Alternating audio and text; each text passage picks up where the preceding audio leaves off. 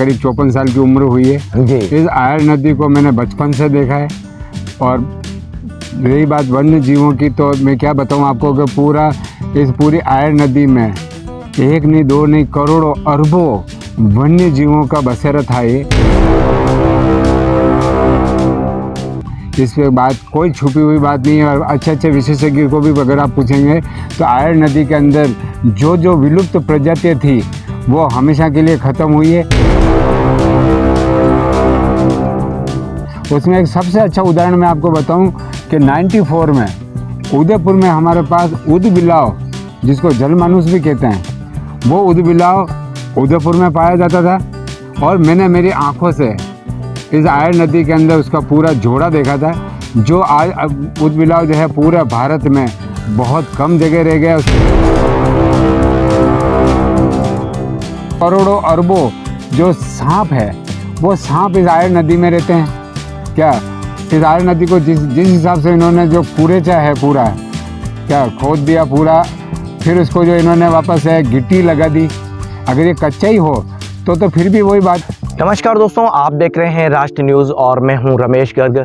राष्ट्र न्यूज़ के special segment आंखों देखी में आज हम बात करेंगे आयर नदी में रहने वाले जलीय जीव जंतुओं पर किस तरह का प्रभाव पड़ा है, उनके किस तरह से यहाँ विनाश की कहानी लिख दी गई है और जो जीव जंतु इसमें विचरण करते हैं अब इस नदी के निर्माण की कहानी के बाद उनका किस तरह से यहाँ पर जो अस्तित्व है वह खतरे में पड़ गया है।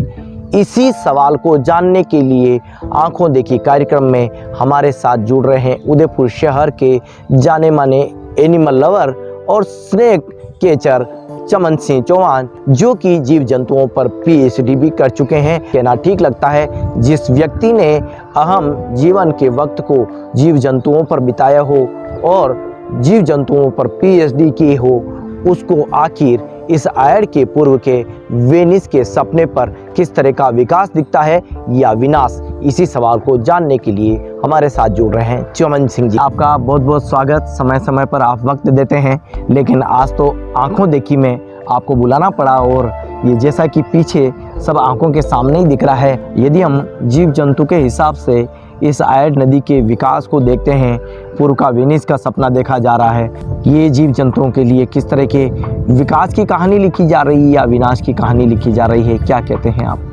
सही बात है रमेश जी। सबसे पहले तो धन्यवाद आपके राष्ट्र न्यूज़ को कि आप समय समय पे इतने गंभीर मुद्दे उठाते रहते हैं। जब से मैंने जब सुना है, या मैं लोकल उदयपुर का हूँ, आज मेरी करीब 54 साल की उम्र हुई है जी। इस आयर नदी को मैंने बचपन से देखा है।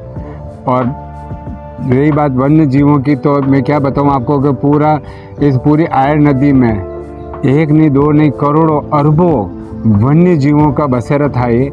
इस पे बात कोई छुपी हुई बात नहीं है। और अच्छे विशेषज्ञ को भी अगर आप पूछेंगे तो आयर नदी के अंदर जो विलुप्त प्रजातियाँ थी वो हमेशा के लिए ख़त्म हुई है। उसमें एक सबसे अच्छा उदाहरण मैं आपको बताऊं कि 94 में उदयपुर में हमारे पास ऊदबिलाव, जिसको जलमानुस भी कहते हैं, वो ऊदबिलाव उदयपुर में पाया जाता था। और मैंने मेरी आंखों से इस आयर नदी के अंदर उसका पूरा जोड़ा देखा था, जो आज ऊदबिलाव जो है पूरे भारत में बहुत कम जगह रह गया। उसकी लाश जो है अभी कोटा में पाया जाता है और कोटा में देखने के लिए हम लोग वहाँ पे जाते हैं, जबकि वो ऊदबिलाव जो हमारे उदयपुर में था। फिर उसके बाद अगर वो भी आयर नदी में ही दिखा था, आयर नदी में ही दिखा था 84 में हमको। उसके बाद कभी भी वो ऊदबिलाव वापस दोबारा नजर नहीं आया। उसके बाद देखा जाए तो करोड़ों अरबों जो सांप है वो सांप इस आयर नदी में रहते हैं। क्या इस आयर नदी को जिस हिसाब से इन्होंने जो कूड़ेचा है पूरा क्या खोद दिया पूरा, फिर उसको जो इन्होंने वापस है गिट्टी लगा दी। अगर ये कच्चा ही हो तो फिर भी वही बात है। लेकिन आपने खुद ने सुना होगा, कम से कम 15-20 साल से राज्य सरकार और केंद्र सरकार जो है वाटर हार्वेस्टिंग पे विशेष ध्यान दे रही थी। और ख़ास तौर से मैं एक छोटा सा आदमी हूँ आपके सामने, मैंने एक छोटा सा घर बनाया 2 कमरे का, उसमें भी मैंने वाटर हार्वेस्टिंग लगा के और छत का पानी जो है मैं बाहर नाली में नहीं जाने देता। तो ये तो केंद्र सरकार और गवर्नमेंट का काम था। और इतने बड़े बड़े विशेषज्ञ लोग यहाँ पे भिड़े, क्या किसी ने इनको राय नहीं दी कि नीचे जो है ज़मीन में गिट्टी नहीं की जा सकती? तो आपके सांपों का बसेरा भी यहाँ पर अब नहीं देखा जा सकेगा? हमेशा के लिए चला जाएगा, हमेशा के लिए कुछ भी नहीं हो सकता है। और क्योंकि इन्होंने गिट्टी कर दिया, अगर वो कच्चा हो तो वाटर हार्वेस्टिंग भी होगा, ज़मीन में पानी भी जाएगा, और साइडों में जो पानी भरा रहता था उसके अंदर हमारे वन्य जीव जो है वो रहते थे। हज़ारों लाखों तरह की यहाँ पे चिड़ियाँ थी, वो चिड़ियाओं का बसेरा चला गया यहाँ पे, क्योंकि यहाँ पे गंदगी रहेगी नहीं। क्योंकि पहले जो 12 महीने करीब करीब पानी भरा रहता था, छिछला पानी, तो छिछले पानी में भी जो है काफ़ी वन्य जीव जो है अपना बसेरा करते थे, वो साल साल भर तक यहीं पे रहते थे।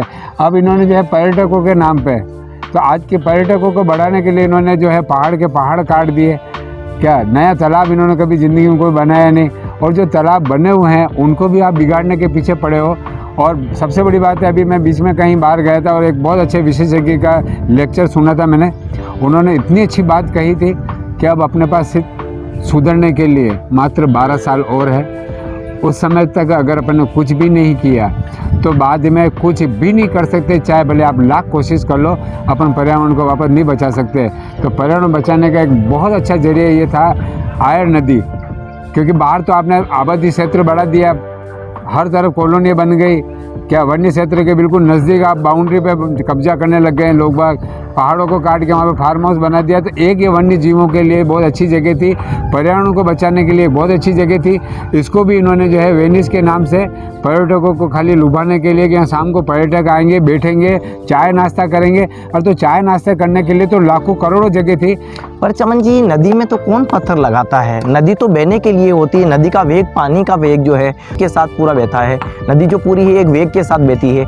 ऐसे में इसके निर्माण कार्य की कहानी यदि लिखी गई है तो आप ये नहीं देखते हैं कि उदयपुर शहर की, यदि हम बसावट को, चाहे पुला वाला एरिया ले लो, चाहे आलू फैक्ट्री ले लो, अतिक्रमण तो इतना है उनको।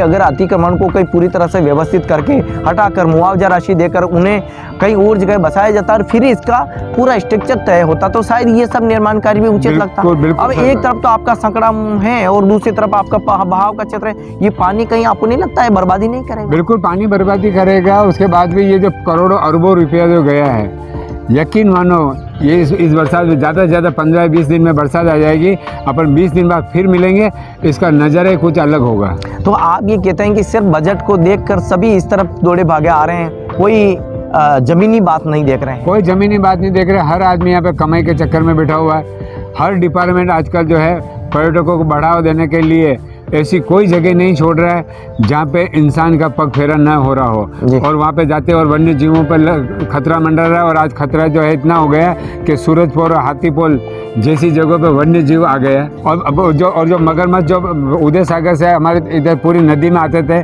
कई लोग पर्यटकों को देखते भी थे उनको।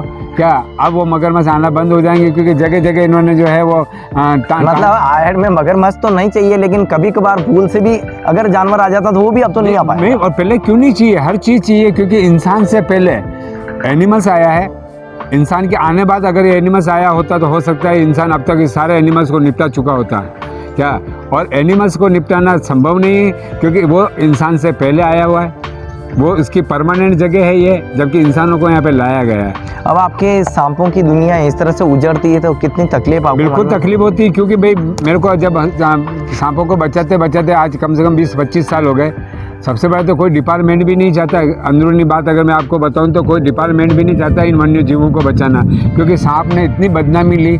क्या डिपार्टमेंट, अगर फॉरेस्ट डिपार्टमेंट को भी अगर अपन कहेंगे कि भाई साहब आपके घर के पीछे जो वन्य क्षेत्र वहाँ छोड़ दो, तो वो भी मुझे मना करेंगे, क्योंकि वो भी नहीं चाहते कि वन्य जीव जो है उनके घर के आसपास या कहीं नज़र आ जाए। तो सांपों का तो बहुत बुरा हाल है। और सबसे बढ़िया ये जगह थी, कई सालों तक मैं इन जानवरों को यहाँ पे, क्योंकि पानी वाले सांप भी होते हैं हमारे पास, ट्री स्नेक भी होते हैं, नॉन विनमस भी होते हैं। तो नॉन विनमस और इनके सांपों को, पानी वाले सांपों को जो है हम लोग जंगल में नहीं छोड़ सकते, क्योंकि वहाँ पे उनकी जगह ही नहीं है। तो जंगल में जो छोड़ते हैं हम विनमस सांप जो होते हैं, कोबरा हुआ, रसल वाइपर हुआ, तो उनको वहाँ छोड़ते हैं। बाकी दूसरे सांप जो थे हमारे, ये अच्छी जगह थी, क्योंकि हम पब्लिक में अवेयरनेस चला रहे हैं कि 96% आर स्नेक जो है नॉन विनमस है।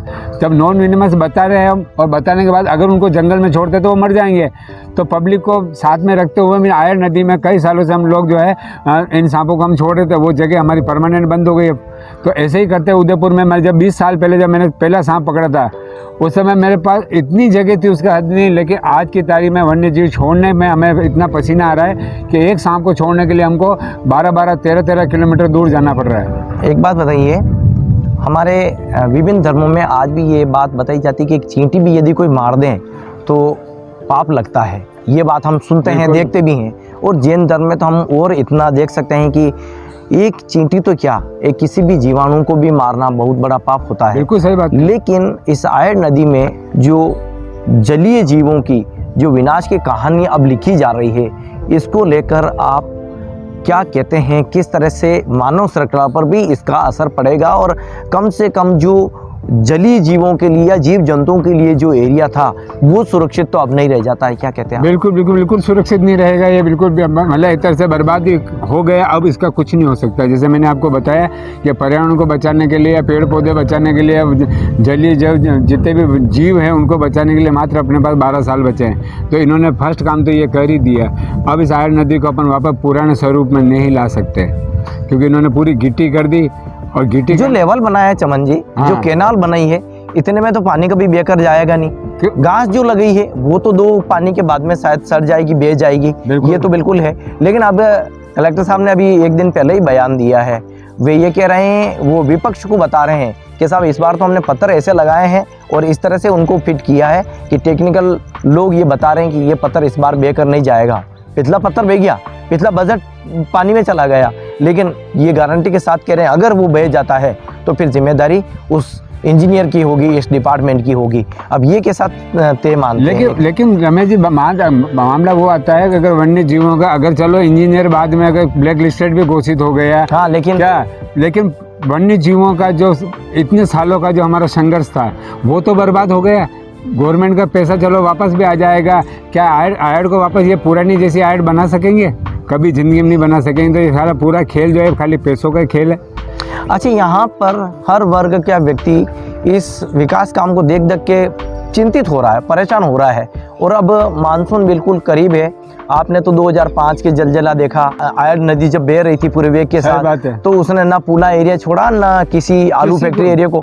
उस समय हम आपदा राहत के कार्य देख रहे थे, सही बात। रिपोर्टिंग के जरिए शहर की परेशानियां बता रहे थे, कोई नावों से अपने घरों से बाहर निकाले जा रहे थे। लेकिन इस सब के बीच अब जब इस तरह का हादसा होगा तो ये पानी किस तरह से फैलेगा पूरे वेग के साथ, क्योंकि एरिया तो हमने पाट दिया है। भाई सही बात है। लास्ट उससे पहले का तो नहीं, लेकिन 2006 में जो बाढ़ आई थी जी, उस समय मैं अकेला था रमेश जी उस समय, क्योंकि यहाँ पे जब अचानक मदार का वो भी फुल हो गया, जैसे सिसारमा भी फुल हो गया। और जब एनिमल्स थे इस आयर नदी में और जब वो बहने लगे, क्योंकि प्रशासन ने कोई वार्निंग नहीं दी, उससे पहले जो एनिमल्स थे उनको बचाने के लिए कोई भी आगे नहीं आया। मैं अकेला उस समय, राखी का समय था, मैन राखी के दिन मैंने मेरी सिस्टर से राखी भी जो है किसी और के घर में बुलवा के मात्र 1 मिनट में मैंने राखी का त्यौहार ख़त्म करके और फिर वापस मैं नदी में उतर के मैंने उस समय करीब 50 से 60 एनिमल्स को मैंने अकेले ने निकाला था। उस समय कोई नगर निगम आया नहीं और कोई यूईटी आया नहीं, किसी ने काम नहीं किया। उसके बाद फिर पूरे शहर में आपके उधर चले जाओ, टेकरी साइड में चले जाओ, कहीं भी चले जाओ, उन लोगों की हालत ये हो गई थी कि कमरों में, अगर सेकंड मंजिल का कमरा है तो ऊपर कमरे में लोग फंसे हुए, नीचे सीढ़ियों पे पूरे में सांप बैठे हुए हैं, मॉनिटर लिजार्ड जैसे जानवर बैठे हुए हैं क्या। और उन लोगों की हालत इतनी ख़राब थी, वो अगर नज़ारा अगर वापस दोबारा जो हो गया तो ये आपका आयर कुछ भी नहीं बचेगा, कुछ भी नहीं है, मेरी गारंटी जी। अब मछलियों का क्या होगा? ये तो दूर दूर तक ये ऐसा लगेगा जब तक ये पानी बहता रहेगा तो मछलियाँ निकालने वाले लड़के, जगह जगह लोग जो है वो खड़े रहेंगे। मच्छा आकेट है वो ज़्यादा देखा जा सकेगा, यानी कि जगह जगह मछलियाँ निकालते हुए लोग देखे जा सकेंगे। और जो सपना इनका ये अभी देख रहे हैं, क्या वो कितना सार्थक होता है? चलो मेन बात मछली पकड़ना नहीं रमेश जी, मेन बात ये हो गई है कि जब बरसात के टाइम पर जब पानी यहाँ से उदय सागर की तरफ जब जाता है तो उस समय जब उदय सागर की जो भी मछलियाँ होती है वो उल्टा पानी का उल्टा बहाव करती है। उस समय सबको ध्यान है कि उस समय वो जो है प्रजनन काल होता है, उनका अंडे छोड़ती है। उस समय गवर्नमेंट भी मछली पर प्रतिबंध लगाया जाता है। वो कार्यक्रम अब यहाँ बंद हो जाएगा, क्योंकि पानी इतना स्पीड से ऊपर कभी चढ़ेगा ही नहीं जी। क्या, क्योंकि पानी तो फास्ट जा रहा है। अगर ये बिल्कुल बर्बाद हो जाता है तो मछलियों को फ़ायदा होगा, मछली का प्रजनन जरूर होगा। अगर ये नहीं होता है तो मछली का प्रजनन है वो भी प्रभावित होगा इस बार। जी, तो अब आप ये मानते हैं कि आयर नदी जो जीव जंतुओं के लिए एक बसेरा था वो पूरा उजड़ता पूरा हुआ उजड़ गया, इसमें 100% कह सकते हैं, उसमें कहीं ये नहीं कह सकते कि अभी भी कोई गुंजाइश बाकी है। तो ये जो पूर्व का वेनिस का सपना देख रहे हैं, आपके हिसाब से क्या होना चाहिए था? जैसा पहला हम बात कर रहे हैं कि पूरा अतिक्रमण हटाया जाना चाहिए, मॉनिटरिंग की जानी चाहिए, और जब हम साबरमती की तर्ज पर इसको अगर डेवलपमेंट करते हैं, ये तो बहुत छोटी नदी है, बहुत छोटी है ना, लेकिन अगर आप उस तरह का सपना देखते हो तो सबसे पहले अतिक्रमण जो है उसको तो कहीं न कहीं से मुआवजा राशि के साथ ही क्लियर करना चाहिए। सबसे पहले इनको यही था कि आयर नदी के किनारे पे जितने भी बरसों से जो लोग जो कब्जा करके बैठे हुए हैं, मेरे ख्याल से उनको मुआवजा देने की भी जरूरत नहीं, क्योंकि उनके पट्टे में नहीं है और नाजायज उन्होंने कब्जा कर रखा है। काफ़ी लोगों ने खाली वेस्टेज जगह जो है रख रखी, उन्होंने निर्माण, उनको पता है कि वन डे ये जगह जाएगी, तो जो जगह उनको मालिक को पता है, क्या गवर्नमेंट को पता नहीं है क्या? पंचवटी से अगर आप यूआईटी ऑफिस से अगर आप निकलेंगे तो पूरी लाइन में जो है लोगों ने खाली जगह छोड़ रखी है। उन्होंने निर्माण काम जो है लीगल जगह पे क्या इलीगल जगह जो है उन्होंने छोड़ दिया है, तो छोड़ दिया तो वो कम से कम गवर्नमेंट को अपने कब्जे में ले लेना चाहिए। तो ऐसा काम तो इन्होंने किया नहीं, इन्होंने डायरेक्ट जो है आयर नदी को जो है उसको बर्बाद कर दिया पूरा। तो ये जो बहाव है इसको लेकर के आप क्या कहते हैं? जो जानवर जहाँ पर बसेरा बनाते थे वो भी अब नष्ट हो चुका है। सबका आशियाना छीन गया, सबका आशियाना छीन गया, क्योंकि पानी पहले जो पानी अपने वेग में बहता था, अगर मान लो पानी ज़्यादा हुआ तो एनिमल्स को मालूम रहता था, ऊपर चढ़ जाते थे। फिर पानी जैसे कम होता था तो वापस वो एनिमल्स अपनी अपनी जगह पे वापस आ जाते थे, क्योंकि उनका साल भर का रहने का ठिकाना ही यही था। अच्छे बड़े बड़े पेड़ थे यहाँ पे किन्नौर पे, तो उन पेड़ों के अंदर चिड़ियाओं का भी निवास था, उनको भोजन भी मिल जाता था, क्योंकि साल भर पानी जब छिछला पानी रहता था, छिछले पानी के अंदर हज़ारों कीट पतंगे होते थे, उसमें मछलियाँ होती थी, तो हज़ारों, मतलब मैं नहीं बता सकता मतलब कितना एनिमल्स यहाँ पे जो है भोजन करता था। वो सारा भोजन गया और एक भी एनिमल्स यहाँ पे दोबारा वापस आयर नदी में नहीं आएगा।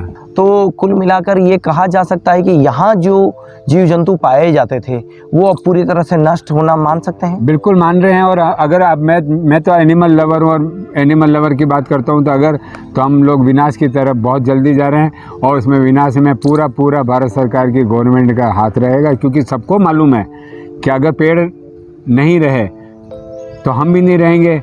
फिर भी आपके ध्यान में छोटा सा बात बताऊंगा, अभी एक हाथीपोल में करीब 100 साल का एक पेड़ था, नीम का पेड़। खाली एक पटवारी ने गलत फहमी में उस पेड़ को काट दिया, और जब बाद में उसको जब सॉरी के लिए कहा तो क्या कहा उसने पता है कि कोई बात नहीं, गलती से कट गया, हम वहाँ पे एक नया पेड़ लगा देंगे। तो 100 साल के पेड़ को इन्होंने काट दिया, और मात्र 1 महीने के पेड़ को यहाँ पे लगाएंगे तो क्या 99 साल तक वो पेड़ वहाँ पे सुरक्षित रहेगा वो जी? जबकि वो पेड़ अगर लोगों के निगाह में खाली एक पेड़ था वो, लेकिन हमारी निगाह में वो हज़ारों पक्षियों का निवास स्थान था। तो इस तरह से अगर आप निवास स्थान अगर छीनते रहेंगे तो जानवर तो मर जाएगा वन डे, क्योंकि उसके बाद बड़े बड़े पेड़ जो हुआ करते हैं, आज प्रजनन कितना रुका है, आपका उल्लू का प्रजनन पूरा रुक गया, आपका काइट जो आती थी, ब्लैक काइट जो आता है अपने चील जिसको बोलते हैं, उसका प्रजनन रुक गया, काफ़ी एनिमल, क्योंकि बड़े पेड़ यहाँ पे रहे ही नहीं। और छोटे पेड़ जो लगाए सबको मालूम है, उसके बावजूद भी उसके बावजूद जैसे कोई कनेर के पेड़ लगा के इन्होंने उल्लू बनाया जा रहा है लोगों को, कि न तो उसमें वन्य जीव का कोई घोंसला बनता है, न पक्षी उसको खाते हैं, न गायें उनको खाती है, और वो बिल्कुल डिवाइडर के बीचों बीच ले जाके उन्होंने लगा दिया कि ताकि हरियाली नजर आए, उससे पर्यावरण को कोई फ़ायदा नहीं है। जितने पर्यावरण को बचाने वाले पेड़ थे वो गवर्नमेंट ने खुद ने कटवा दिए, और मात्र 200 रुपये की रसीद काट के कटवा दिए। मतलब दर्द इस बात का होता है कि जिस पेड़ को आप प्राइवेट एनजीओज़ को कह रहे हो, और मैंने मेरी ज़िंदगी का पहला पेड़ जो है मैंने शायद 84 में पेड़ लगाया था, उसके बाद से मैं कंटिन्यू सुन रहा हूँ कि वृक्षारोपण हो रहा है उदयपुर में। उस लेवल में नहीं हो रहा है। हाँ, तो आखिर इतने पेड़ गए कहाँ, और इन पेड़ों को काटा किसने क्या? तो एक अगर कोई डिपार्टमेंट है, पहले तो डिपार्टमेंट को अगर पूछा जाएगा आपने आपकी ज़िंदगी में कितने पेड़ लगाए, और उनके फिर पूछा जाएगा आपने कटवाने के लिए कितनी परमिशन दी, उसका राजस्व कितना प्राप्त होकर लिया इन्होंने। तो क्या पेड़ इन्होंने कभी लगाए थे क्या? तो इनको काटने का अधिकार भी नहीं जिन्होंने लगाया नहीं। तो आज की तारीख में ये हो रहा है कि बड़े बड़े पेड़ जितने भी सब हटाए जा रहे हैं और छोटे पेड़ लगाए जा रहे हैं, ताकि बड़े पेड़ कभी होंगे ही नहीं और पक्षियों का, और ये पूरा वाइल्ड लाइफ को ख़त्म करने का तरीका है। मैं सीधा अगर आरोप लगाऊं तो सीधा आरोप ये है कि ये वन्य जीवों को और वाइल्ड लाइफ को ख़त्म करने का तरीका है। और इंसानों को बढ़ाने का तरीका था कि ये जो भी जगह थी, अगर इसको 6 किलोमीटर या 7 किलोमीटर जो भी माने, ये 7 किलोमीटर में जहाँ अरबों खरबों जानवर का निवास था, वहाँ पे चंद लोगों को यहाँ पे ला के बैठा देंगे और शाम को और होगा कुछ नहीं, यहाँ पे शराब पार्टी होगी, जी म्यूज़िक बजेगा, डांस पार्टी होगी, इसके अलावा यहाँ पे कुछ भी होने वाला नहीं। वो पूरा वन्य जीवों का घर था, जी। उसको उन्होंने बर्बाद कर दिया। तो अब ये जब आप विनाश कह रहे हो तो क्या ये महापाप भी किसी को लगेगा, या आज की तारीख में तो महापाप किसी को भी नहीं लगता है? नहीं लगता, नहीं, वो समय चला गया, पाप लगना चला गया, क्योंकि अब तो अपन बिल्कुल विनाश की तरफ जा रहे हैं। तो किसी एक आदमी की गलती जो है वो पूरे राष्ट्र को भुगतनी पड़ेगी। जी। तो देखिए दोस्तों, ये थे चमन जी, जिन्होंने इस आयड नदी में विचरण करने वाले जलीय जीव जंतुओं की कहानी को बता दिया, किस तरह से उनका बसेरा है वो उजाड़ दिया गया है, उनकी दुनिया को उजाड़ दिया गया है और अब हम विनाश की ओर बढ़ चुके हैं। पाप अब नहीं लगता है, क्योंकि महापापी और पापी इस दुनिया में ही समाहित है। इस विनाश को टाल नहीं सकते हैं? आप नहीं टाल सकते अब, क्योंकि एक तो इतना बड़ी ये जगह थी। अभी भी अगर पूरा काम नहीं किया होता, क्योंकि इन्होंने काम तो कंप्लीट नहीं हुआ है, लेकिन इन्होंने छील तो पूरा दिया। अगर इन्होंने छीला नहीं होता और अगर यहाँ पे मामला अगर स्टॉप कर सकते तो हो सकता है अपन 5-50 साल और इन वन्य जीवों को दे सकते थे। लेकिन अभी इन्होंने जो पूरा एक छील तो करीब इन्होंने पूरा दिया है।